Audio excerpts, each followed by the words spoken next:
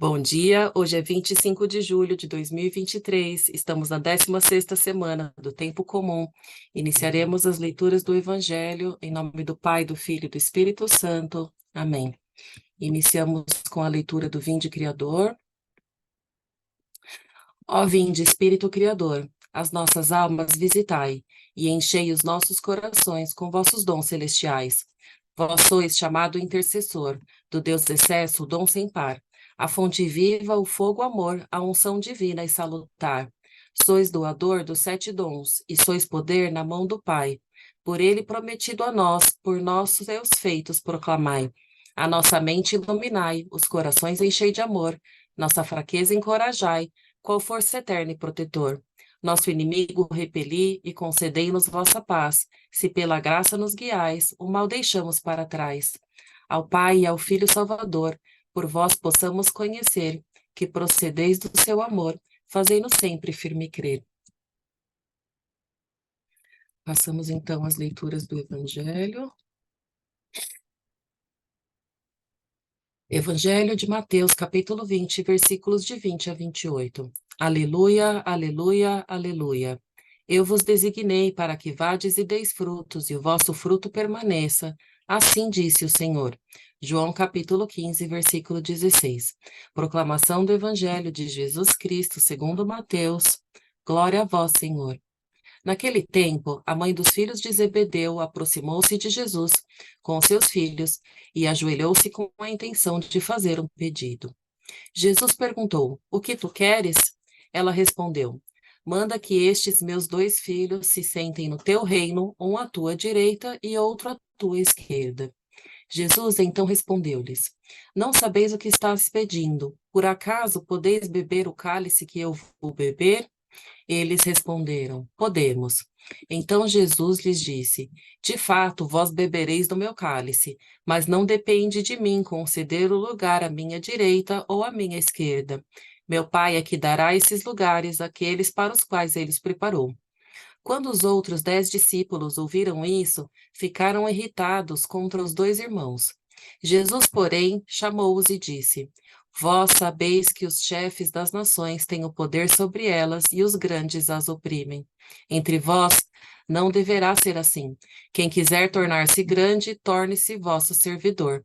Quem quiser ser o primeiro, seja vosso servo. Pois o Filho do Homem não veio para ser servido, mas para servir e dar a sua vida como resgate em favor de muitos. Palavra da salvação. Glória a vós, Senhor. Bom, gente, na leitura de hoje, a gente está falando de uma mãe que se aproxima de Jesus para fazer um pedido.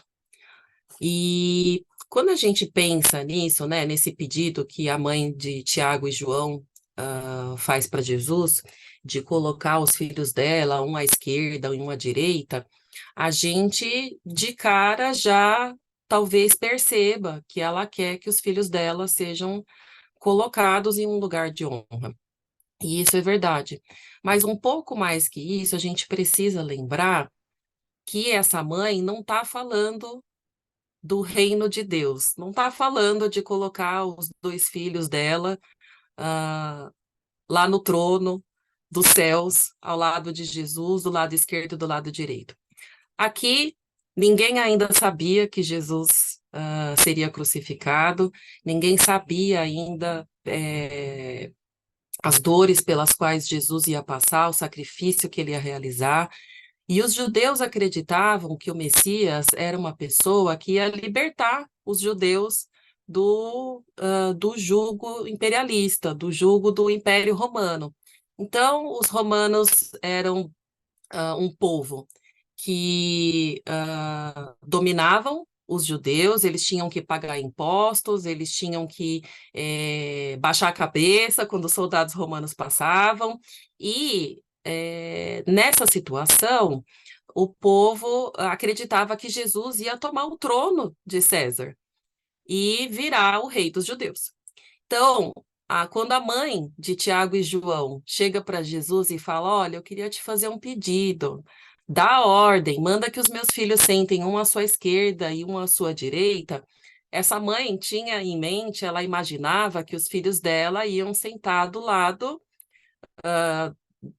de um imperador, de um rei, de um líder da nação, de uma pessoa que ia passar a dominar sobre os judeus, que seria o novo rei dos judeus. Então, ela não estava pedindo um lugar só de honra para os filhos, ela estava pedindo um lugar de poder. E aí, Jesus olha para ela, ah, fica imaginando a expressão no rosto de Jesus, pensando, tipo assim, meu, essa mulher não tem. Essa mulher não sabe o que ela está falando, não sabe o que ela está pedindo, e fala para ela. Não sabeis o que estáis pedindo, por acaso podeis beber o cálice que eu vou beber? E para os próprios apóstolos, Tiago e João, que não sabiam ah, o que viria sobre Jesus e sobre os próprios apóstolos e sobre todas as pessoas que se chamariam cristãs e que se declarariam cristãs, e perguntou com todas as palavras, por acaso podeis beber o cálice que vou beber?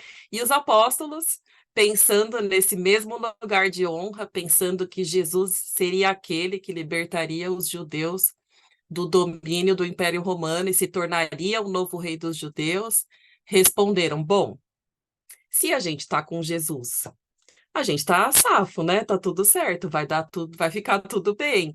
Então eles responderam: podemos, podemos beber do mesmo cálice que você vai beber. E aí Jesus disse: de fato, vós bebereis do meu cálice. E aí Jesus falou assim: bom, se vocês estão comigo, realmente vocês vão passar pelas mesmas coisas que eu vou passar, por perseguições, por angústias, por aflições, mas não depende de mim conceder o lugar à minha direita ou à minha esquerda. Meu Pai é que dará esses lugares àqueles para os quais ele os preparou. E aí, Jesus inverte essa lógica de poder e traz uma nova lógica, dizendo: vocês sabeis, lá no versículo 25, vocês sabeis que os chefes das nações têm poder sobre elas e os grandes as oprimem. Então, a lógica do império é uma lógica de hierarquia em que existe um poder acima do povo, e esse poder é um poder opressivo, é um poder que regula, trazendo dor, trazendo dominação. Entre vós, continuando no versículo 26, não deverá ser assim. Quem quiser tornar-se grande, torne-se vosso servidor. Quem quiser ser o primeiro, seja o vosso servo. Pois o Filho do Homem não veio para ser servido, mas para servir e dar a sua vida como resgate em favor de muitos. E aí Jesus explica como funciona a verdadeira lógica do reino de Deus, que é uma lógica em que, independentemente da forma como a gente esteja convivendo com as pessoas, trabalhando, não importa se a gente esteja num lugar de honra, que a gente seja um chefe ou uma chefe dentro de uma empresa, dentro de um trabalho, nos trabalhos da igreja, nos trabalhos comunitários, dentro do nosso apostolado, no serviço à comunidade, na convivência com a nossa família, dentro da nossa escola, nos nossos estudos. Aonde a gente estiver, a lógica do reino de Deus é uma lógica em que a gente está aqui para servir os nossos irmãos e irmãs, para ajudar as pessoas a ter vida, como Jesus disse, a não sentir fome, a não sentir sede, a não passar frio. Então, a lógica do reino de Deus é uma lógica totalmente oposta à lógica do império, à lógica de dominação, à lógica de opressão. E aí, mais uma vez, acho que é importante a gente olhar para dentro, né, gente? E pensar em como a gente tem realizado a nossa convivência diária com a comunidade, com os irmãos e irmãs, com as pessoas com quem a gente convive, seja na escola, seja no trabalho, seja no ambiente doméstico, seja no ambiente profissional. ah, e é muito importante a gente perceber também que esse servir também não é tipo assim, baixar a cabeça e fazer tudo que as pessoas quiserem, mas é serviço no sentido de trazer o reino de Deus, né? Lembrando de todas as coisas que a gente falou essa semana, de que o reino de Deus não é um reino de lei que vai trazer peso para as pessoas. Isso também não significa que não seja para a gente cumprir a lei, mas no sentido de que a gente precisa primar pela vida, né? Primar pela misericórdia, primar pela paz, pela esperança, pela justiça, pela vida, para que, de fato, o reino de Deus possa ser visto dentro das nossas relações. Então, Jesus traz um reino para a terra que pode ser visto dentro das nossas relações. Em cada conversa, em cada situação, a gente pode escolher se a gente vai agir de um jeito que vai mostrar um reino de justiça, de misericórdia, de amor, de esperança, de fé, ou da lógica de dominação. É isso, gente, que eu queria falar com vocês hoje. Louvado seja nosso Senhor Jesus Cristo, para sempre seja louvado. Em nome do Pai, do Filho e do Espírito Santo. Amém.